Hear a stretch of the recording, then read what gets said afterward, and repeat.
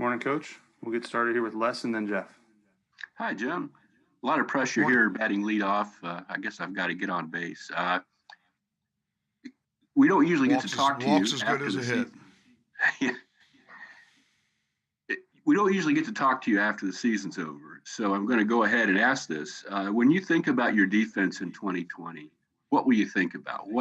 How do you sum this up? How do you quantify it? Yeah, Les, I appreciate the question, but those are after the season questions, and it doesn't do a service to us to start talking about that now. We have a division opponent coming in that's trying to earn a playoff spot on our field, and we got to have all of our attention on this game. I got too much respect for the guys that are going to be on the field, some of which are playing for the first time. I got too much respect for the game to talk about anything other than this game, and I apologize for that, but that's where our focus is. Okay, well then, Michael Jaquette on Sunday. What did you expect? And it seemed to take a while for you to make an adjustment there. I know your options were limited. Could you have put him in a better position from the start? How did you see that? Yeah, well, we put Slay on Cooper, and MJ was out on Gallup most of the time, and he was having a tough day, and I started going to some zone. But the problem with that is the quarterback just kept checking down to Zeke, and he would get 10 yards a pop there. So at halftime, we switched Slay over to Gallup to try to get a little bit more help to MJ, but he was still struggling. What I compare that to, it's a little bit like a pitcher. Sometimes you don't have your best stuff, and Skip's got to go to the bullpen. And, I felt like we had sort of gone through all the different things. We had tried to go to some zone. We had tried to switch it up. He was still having a tough day. And I didn't want to, but we had to go to Jay Mill at corner. And I didn't want to because he was giving us, a lot of solidity in the middle part of the field. And I thought Mills did an outstanding job of putting the fire out. I thought him and Slay at that point really started playing well on the outside part of the field. Now we had our other issues that put more pressure on the safeties. And Epps got banged up a little bit early in the game. We started going some different combinations back there. Communication wasn't the best, but we made a little run in the second half, mainly because of Slay and Mills. And again, I think that it's just such a compliment to Jalen that he's been such an unselfish player. He's been making progress at safety, and for his career, it's probably best that he just stays there. But, when he said, we got to move you to corner, he's never even batted an eye. He's gone out and, he switched to the best receiver before. He's gone out and they just started playing right and left, challenges guys. And, we weren't able to get back in the game. But that gave us a chance to get back in the game, and but MJ will bounce back. We talked a little bit about his mental, his mental makeup and things, and sometimes they're going to hit a homer off of you, and you got to be able to come back and throw that fastball again, and I have confidence that he will. Thank you, Jeff, and then John. Jim, if you can't talk about the 2020 season now, is that a promise that you'll talk about it next week after the season? Yeah, I've always said that. I think it's never happened. I think other than like, has there been a time in the off season? But again, I've said that every year, whether we were going to the playoffs or obviously not this year. I think part of professionalism is you keep your focus just on that game. And like I said, there's too much at stake. It might not be at stake for us as a team, with playoff berth and things like that. But we got a lot of individual things that players still can accomplish. We got guys that are, trying to earn their way in the league. And like I said before, we have a division opponent that's going to come and try to celebrate on our field. And, we got to have a no-hat rule this week. We can't let opponents put division win hats on at the link, and there's a lot of pride in that, and all our focus has to be to accomplishing that this week.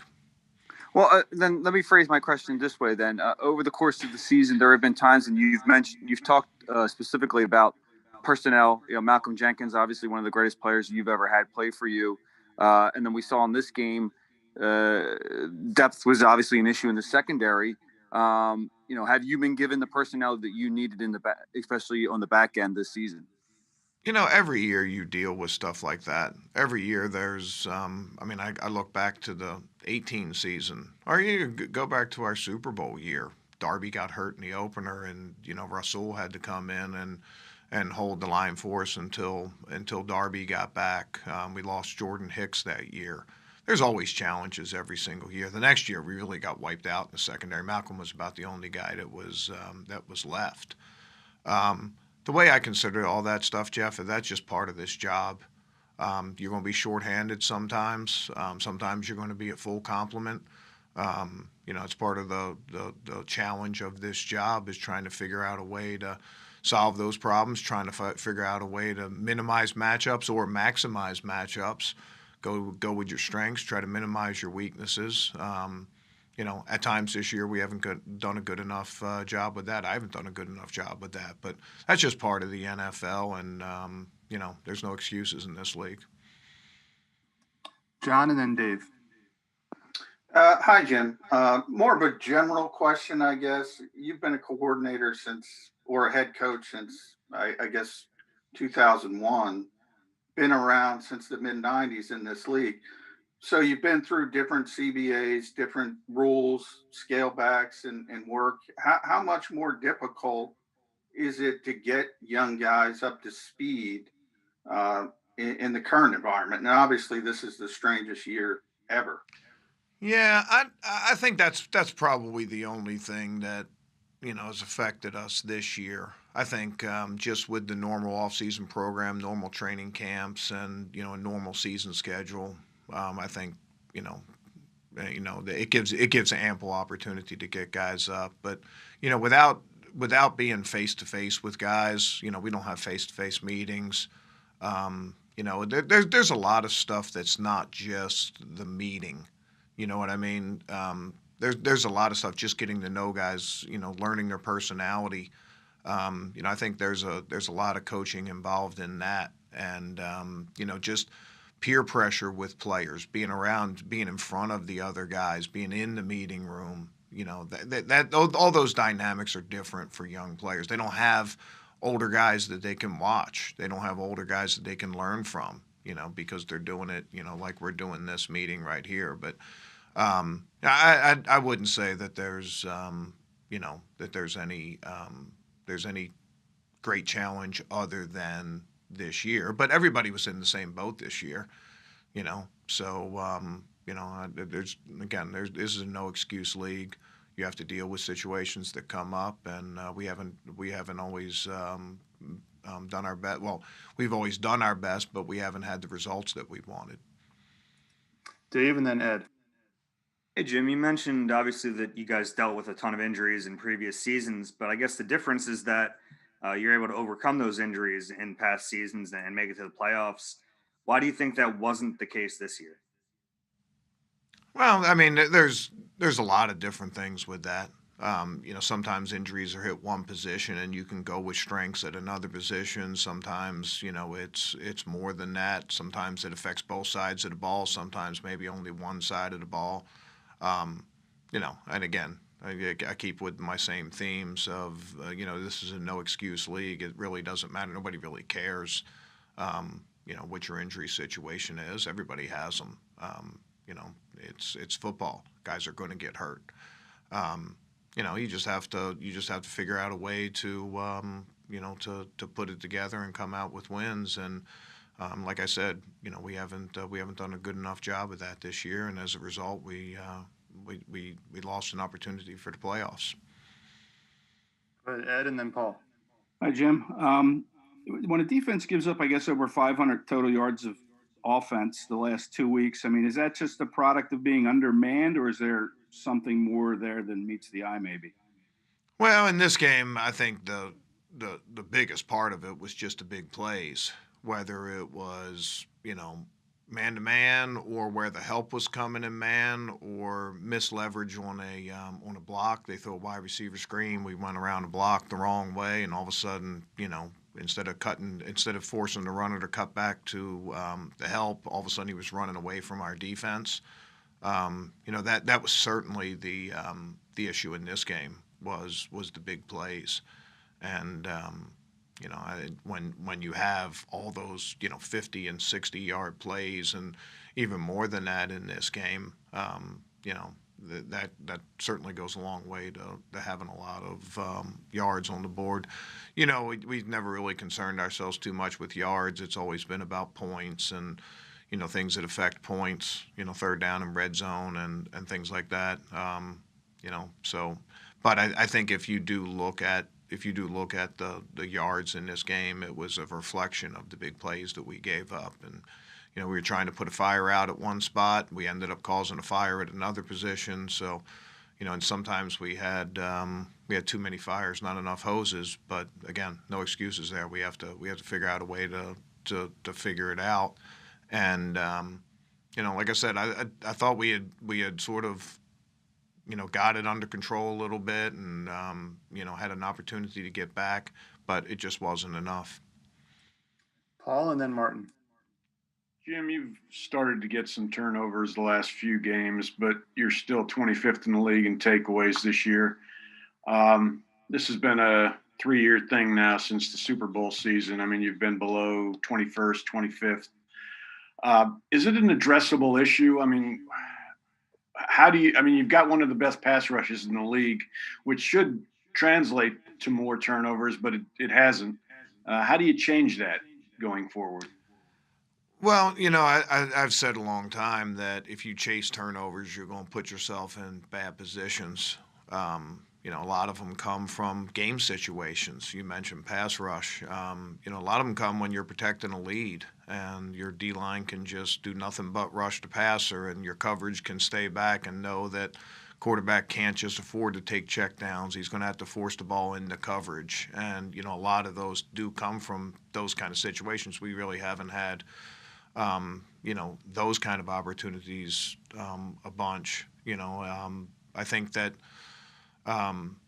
turnovers are important to us, and I think that you talk about things that you want the defense to do: keep points off the board and turn the ball over for your offense.